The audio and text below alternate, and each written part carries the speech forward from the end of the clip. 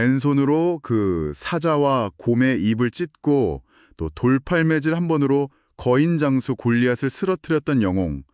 그 이스라엘 역사상 가장 위대한 성군으로 꼽히는 다윗이 인생 마지막에 도달한 곳은 어디였을까요? 보통은 그 화려한 전리품들에 둘러싸여서 자녀들의 존경을 받는 평안한 노년을 생각하시잖아요. 그렇죠.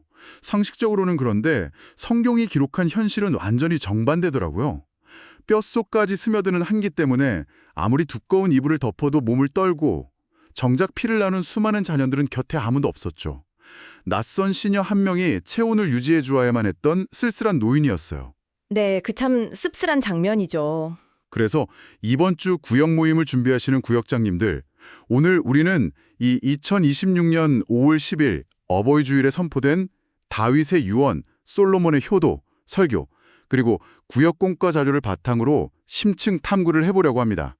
완벽해 보이는 다윗 가정이 겪은 뼈아픈 실패, 그리고 그 죽음의 문턱에서 일어난 극적인 회복의 과정을 깊게 파헤쳐 볼 건데요. 자, 이 부분을 한번 풀어볼까요? 네, 좋습니다. 다윗의 이 초라한 심상 머리맡에서 이야기가 시작된다는 게 사실 정말 많은 것을 시사하거든요. 어떤 점에서요? 보통 교회에서 다윗을 이야기할 때는 그의 눈부신 승리나 아름다운 시편 고백들에 주목하기 마련이잖아요. 하지만 오늘 구역장님들께서 구역원들과 모임에서 나누셔야 할 핵심은 약간 역설적이게도 다윗의 처절했던 부모로서의 실패, 그리고 그것을 딛고 일어선 영적 유산의 대물림입니다. 아, 부모로서의 실패요? 그 열왕기상 1장 1절 묘사를 보면 그 실패가 진짜 적나라하게 드러나긴 하더라고요. 이불을 덮어도 따뜻하지 않은 그 육체적인 추위보다 아버지 임종이 다가오는데 곁을 지키는 자녀가 한 명도 안 보인다는 거. 이 관계적인 고립이 더 섬뜩해요. 그러니까요. 철저히 외면당한 거죠. 도대체 집안에서 어떻게 했길래 다윗이 이렇게까지 고립된 걸까요? 그 근본적인 원인을 추적해보면 아주 치명적인 양육 방식, 그러니까 방임이라는 단어에 도달하게 됩니다.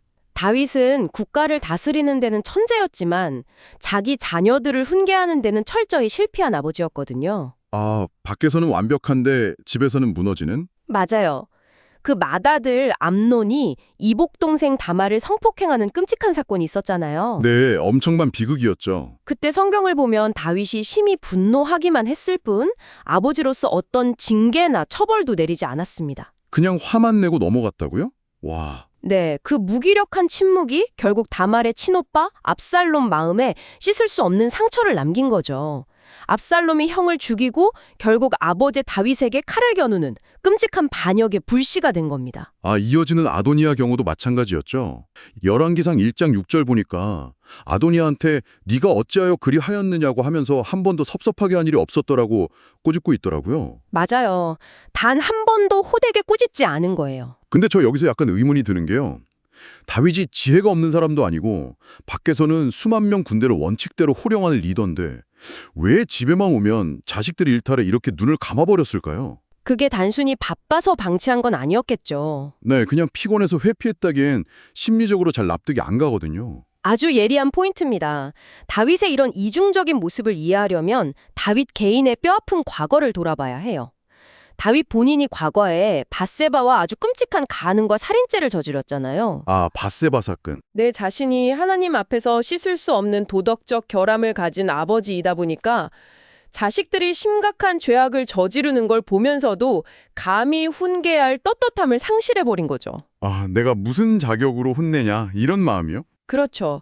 그 깊은 죄책감이 결국 훈계의 포기, 즉 방임으로 이어졌다고 볼 수 있습니다. 와, 그렇게 연결하니까 다윗의 침묵이 단순한 귀찮음이 아니라 뼈아픈 영적 권위의 상실이었네요. 부모 스스로 권위를 내려놓은 거군요. 맞습니다. 구역장님들이 모임에서 이 부분을 깊이 나누시면 좋아요. 에베소서 6장 4절에 오직 주의 교훈과 훈계로 양육하라고 되어 있는데 솔직히 현대를 사는 우리한테 이게 참 어렵게 느껴지잖아요. 아이가 막 고집 부릴 때 이게 내 성질대로 화내는 건지 주의 훈계로 가르치는 건지 일상에서 어떻게 구분할 수 있을까요? 그 지점이 방관과 참된 사랑을 가르는 핵심입니다. 다윗처럼 감정적으로 분노만 표출하거나 아예 상황을 피해버리는 건 철저히 부모 자신을 중심에 둔 방어 기제거든요. 아, 나 편하자고 피하는 거군요. 그렇죠.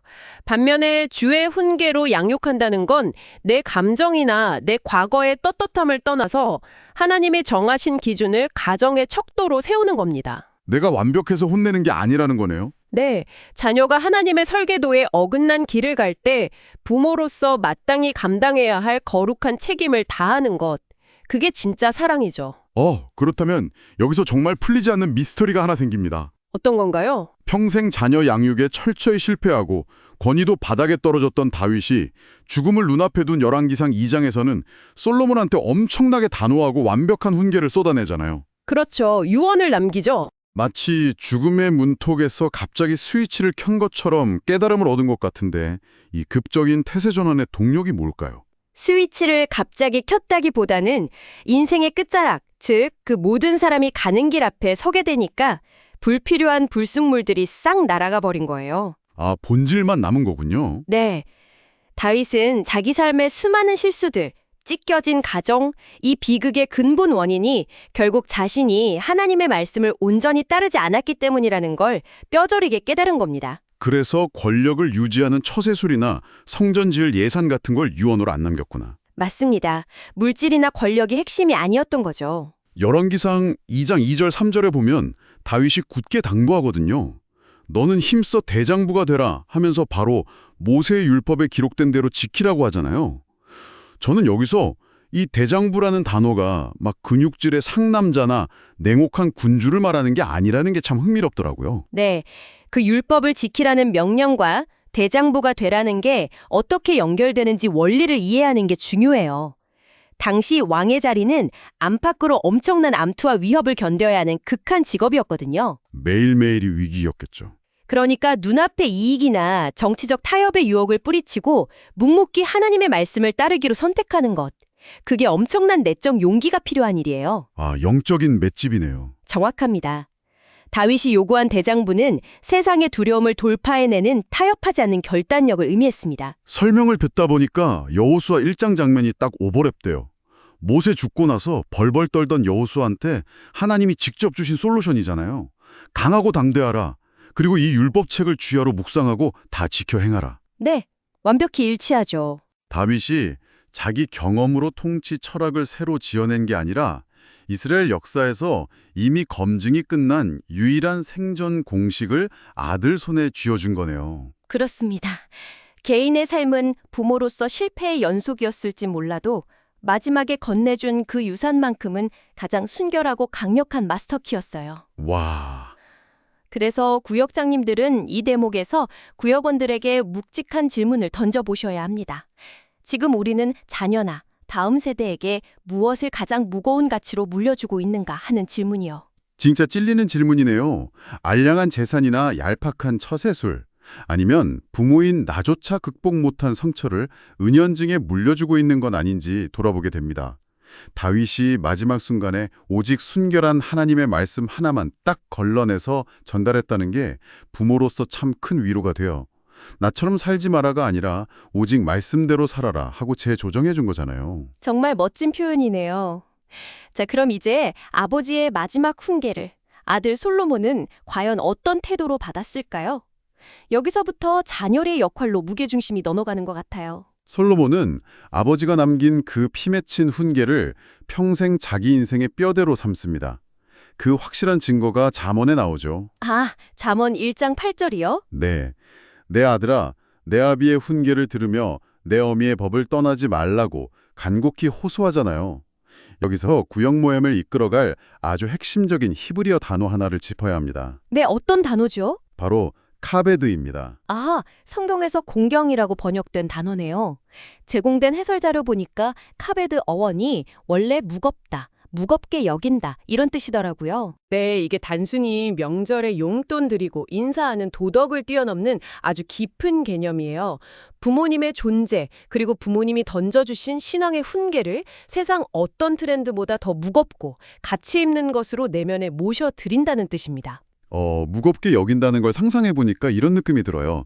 세상 가르침은 막 바람에 흩날리는 가벼운 깃털 같은데 부모님이 물려주신 신앙의 가르침은 내 삶이라는 배가 떠내려가지 않게 바닥에 꽉 박아두는 거대한 닷 같은 느낌이요. 아주 훌륭한 비유입니다. 그 닷이 없다면 유동치는 세상 가치관이나 사람들 시선에 휩쓸리다가 인생의 암초에 부딪히겠죠? 그렇겠네요. 솔로몬은 아버지가 남겨준 여호와의 율법이라는 닻을 깊이 내렸기 때문에 흔들리지 않는 최고의 왕이 될 수 있었던 겁니다. 근데 저 솔직히 구역 모임 현장에서 특히 젊은 분들 사이에서 나올 법한 아주 현실적인 반론 하나 제기해보고 싶어요. 네, 말씀해 보시죠. 요즘 부모님 말씀이라고 해서 무조건 무겁게 다처럼 받아들이는데 과연 정답일까요? 어떤 부모님들은 좀 잘못된 가치관이나 독성 있는 강박을 사랑이라는 이름으로 강요하기도 하잖아요. 그렇죠. 현실적인 고민이죠. 맹목적으로 복종하다가 자녀 인생 망치는 족쇄가 될 수도 있는데 성경에 말하는 공경을 요즘 이 복잡한 가족관계 속에서 어떻게 건강하게 적용할 수 있을까요? 와, 이거 구역 모임에서 반드시 다루어야 할 뼈아픈 반론입니다. 성경의 카베드는 부모가 완벽하거나 그들의 말이 무결점 진리라서 무조건 복종하라는 뜻이 절대 아닙니다. 아, 무조건 복종이 아니군요. 앞서 우리가 다윗의 치명적인 결함 다뤘잖아요. 아들 솔로몬도 아버지의 간음이나 방임, 무기력함을 바로 곁에서 다 지켜봤어요. 다 알고 있었죠. 그렇죠. 솔로몬도 아버지가 어떤 사람인지 다 알았을 텐데 하지만 솔로몬이 무거운 닻으로 삼은 건 아버지의 인간적인 결함이 아니었습니다. 그 한계를 뚫고 다윗이 필사적으로 전달해준 하나님의 율법, 신앙의 유산이었죠. 아... 부모의 불완전함 속에서도 부모라는 통로를 통해 흘러오는 영적인 진리와 생명의 메시지를 존중하는 태도, 부모라는 권위를 세우신 하나님을 인정하는 것, 이게 진짜 건강한 의미의 카베드입니다. 와... 부모라는 메신저의 흠결에도 불구하고 그 메신저가 전달하려는 하나님의 메시지에 압도적인 무게를 두는 것.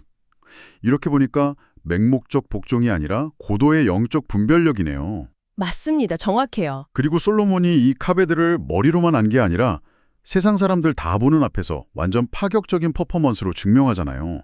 열왕기상 2장 19절에요. 네, 그 결정적인 장면. 솔로몬이 왕자에 앉아서 국정을 돌보고 있는데 어머니 밧세바가 찾아옵니다.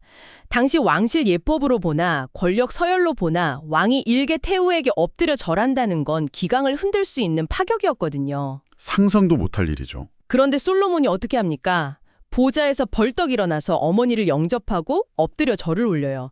그리고 자기 오른편의 자리를 마련해 앉히죠. 최고의 권력자가 신하들 다 보는 앞에서 공식 의전을 깨고 어머니 앞에서 완전히 낮아진 거네요. 레위기 19장 32절, 센 머리 앞에서 일어서고 노인을 공경하라는 말씀을 왕이 되어서도 문자 그대로 증명한 거잖아요. 소름 돋게 멋집니다. 네. 이 파격적인 행동을 성경 전체 맥락으로 보면 신약의 에베소서 6장과 연결됩니다. 바울이 부모 공경을 약속이 있는 첫 계명이라고 하면서 이로써 네가 잘되고 장수하리라 약속하셨잖아요. 네, 유망한 말씀이죠. 솔로몬이 이스라엘 역사상 가장 넓은 영토를 통치하고 전무후무한 지혜를 누린 그 거대한 형통의 토대가 바로 이거예요. 말씀에 대한 철저한 순종과 부모님을 향한 무거운 공경, 이 두 가지 태도가 결합되었을 때 하나님이 부어주시는 축복의 통로가 활짝 열리게 된다는 걸 삶으로 증명한 셈입니다. 자, 그렇다면 이제 구역장님들이 이 방대한 영적 원리들을 이번 주 모임 현장에서 어떻게 적용할지 실천 가이드라인을 세워볼게요. 5월 15일자 구역공과 자료를 바탕으로요.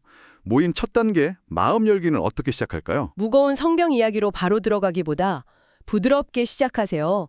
어버이날을 지나오며 기억에 남는 부모님과의 일화라던가 특히 내 인생이 흔들릴 때 나를 지탱해준 닷과 같은 부모님의 한마디가 무엇이었는지 자연스럽게 질문을 던져보는 거죠. 아, 닷과 같은 한마디.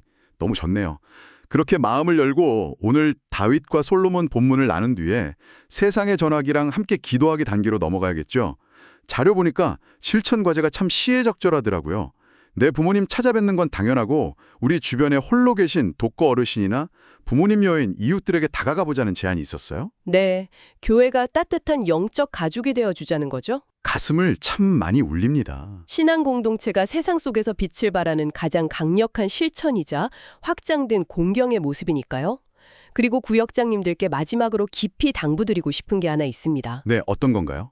모임 중에 분명 다윗처럼 자기 실수나 자녀 문제로 자책하는 부모님도 계실 거고, 반대로 부모에게 받은 상처 때문에 공경이라는 단어 자체가 숨막히는 짐처럼 느껴지는 자녀분들도 계실 겁니다. 네, 현실적으로 충분히 그럴 수 있죠. 이때 모임 분위기가 서로 부모 돌이니 자녀 돌이니 하면서 정죄하는 쪽으로 흘러가면 절대 안 됩니다. 아, 율법주의처럼 되면 안 된다는 거군요. 맞습니다. 각자의 상처를 직면하도록 돕되 후회에 머물게 하지 마세요. 회복과 치유의 해답은 오직 하나님의 말씀 안에서 질서를 다시 세우는 데 있음을 단호하면서도 부드럽게 이끌어 주셔야 합니다. 와, 구역 모임 자체가 내 안에 무너진 질서를 회복하고 잃어버렸던 부모님의 훈계를 다시 다추로 내리는 아주 강력한 치유의 시간이 되어야 한다는 깊은 통찰이네요. 네. 늙고 초라했던 아버지 다윗은 마지막 순간에 자기 치부의 고리를 끊어내고 순결한 말씀만 걸러서 유산으로 건넸습니다.